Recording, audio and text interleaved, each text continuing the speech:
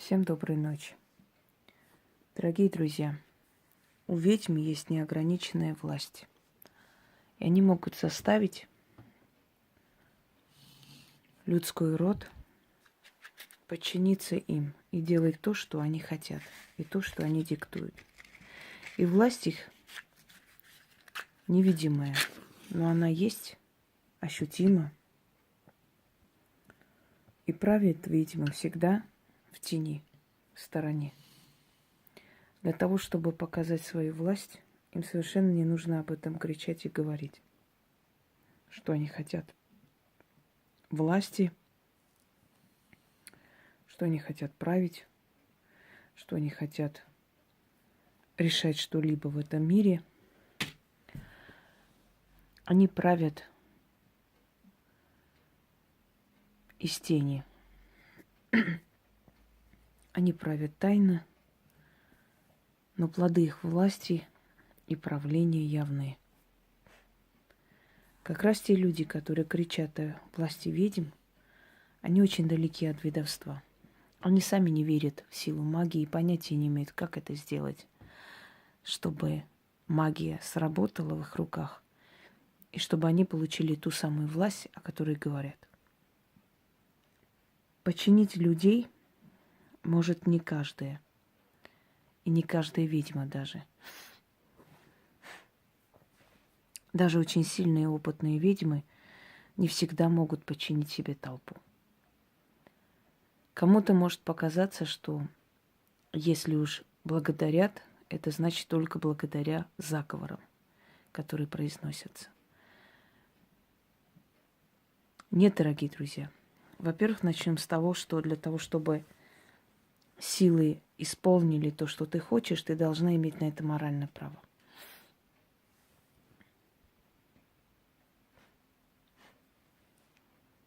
Если человек даже не имеет значения, ведьма ли или простой человек, если мы даже возьмем ведьму, у которой маленький опыт работы, да, у которой только начало пути, ведьма, которая имеет право называться ведьмой, которая как бы следует зову предков, невзирая на то, что она ведьма, если у нее нет еще столько заслуг перед силами, если у нее нет еще столько заслуг перед мирозданием и людьми, проводя ритуалы власти, навряд ли эту власть получит. Получают власть над людьми только ведьмы, у которых уже есть моральное право просить эту власть и получать, подчинить себе людей. Дорогие друзья, в людях очень много низменных страстей.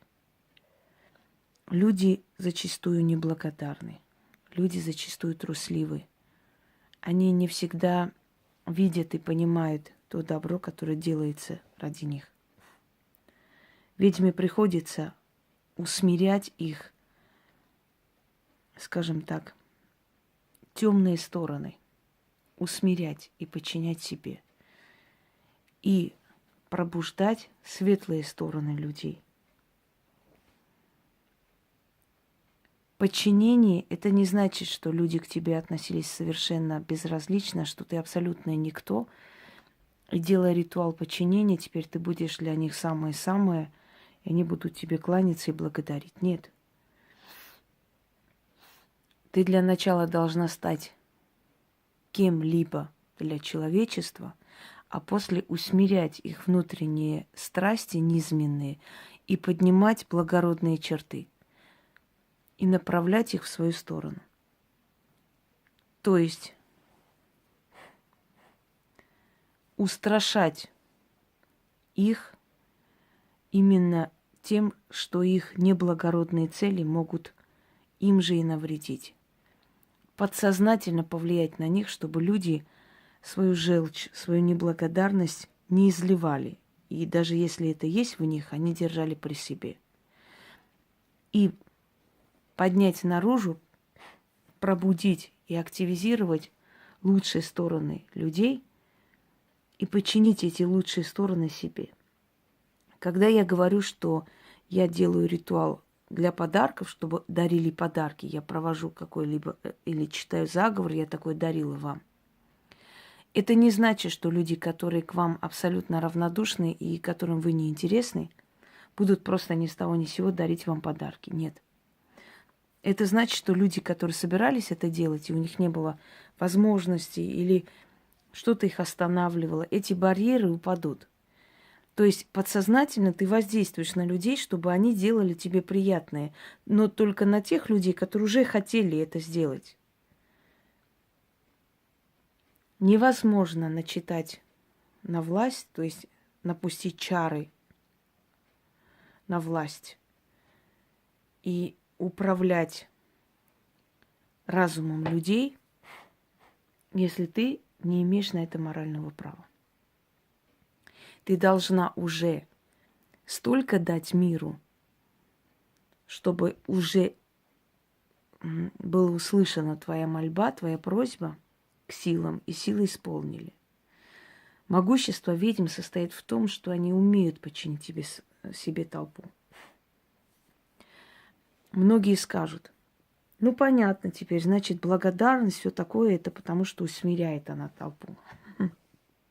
Очень смешно. Если бы это было так легко и просто, если бы благодарили только потому, что я что-либо сделал на эту толпу, то почему у других это не получается? Вопрос. Почему других так не благодарят, не одаривают? Потому что они пустышки. Если человек пуст, он может каждый день проводить ритуалы, напустить чары на власть, повернуть толпу к себе, подчинить себе. Ничего не получится. Никто не будет благодарить, никто не будет одаривать, никто не будет возносить, никто не будет ценить твой труд. Абсолютно. Это все пройдет в никуда.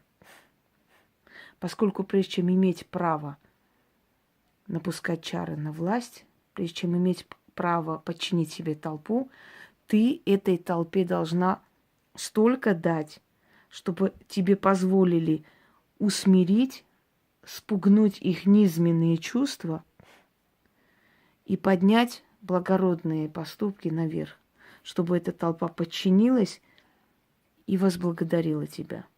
Я надеюсь, что все поняли. Так вот, время от времени это нужно делать, потому что ведьма живет в таких экстремальных условиях, когда вокруг очень много неблагодарности, вокруг очень много желания сделать им зло, потому что очень много зависти. И она должна усмирить эту толпу, если хочет спокойно работать.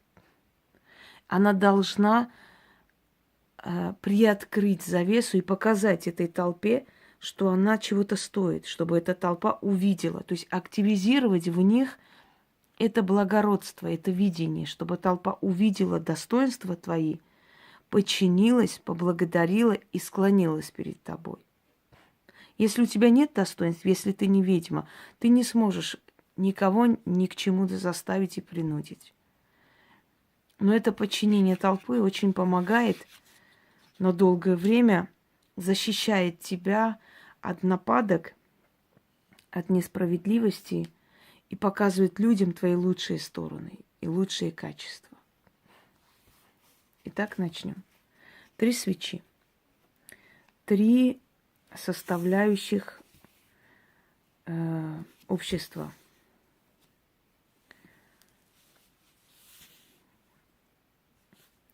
Первое – это простой люд. Это люди среднего класса, скажем так, обычный народ, обычный работающий народ. Второе – это богатые.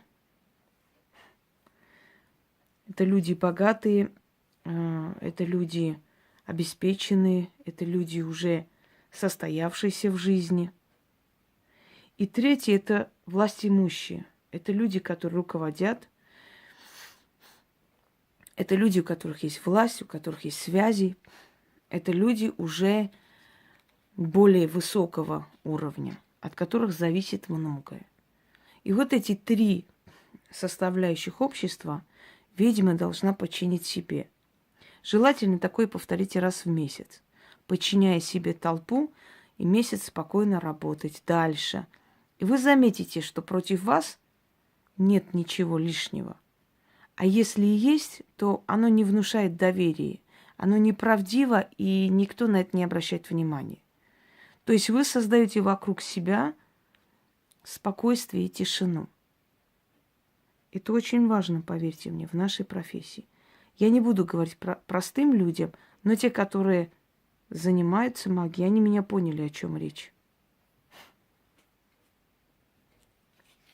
Итак, начнем. Зажигаем первую свечу, вторую свечу и третью свечу, называя. После эти свечи должны догореть.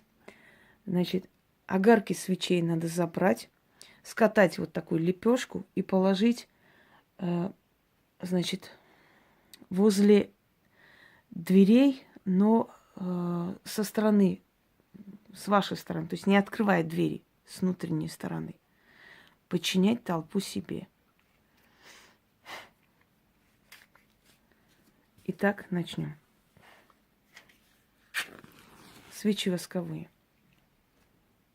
Первая свеча – это люд простой.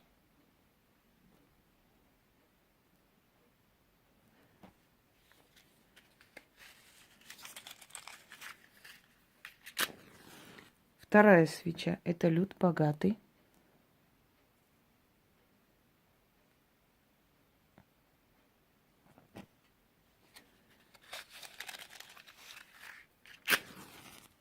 Третья свеча – это люд властимущий.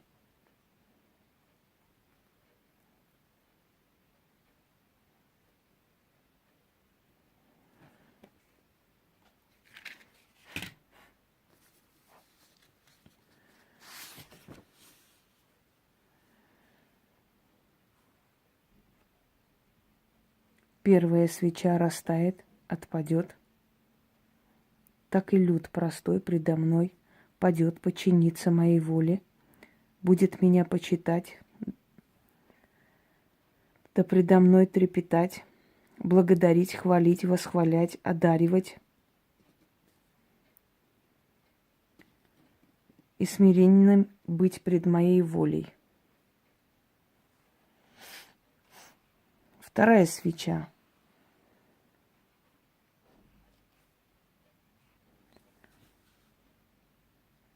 Растает, отпадет, так и люд богатый предо мной падет, подчинится моей воле, будет меня почитать, да предо мной трепетать, благодарить, хвалить, восхвалять, одаривать, смиренным быть пред моей волей.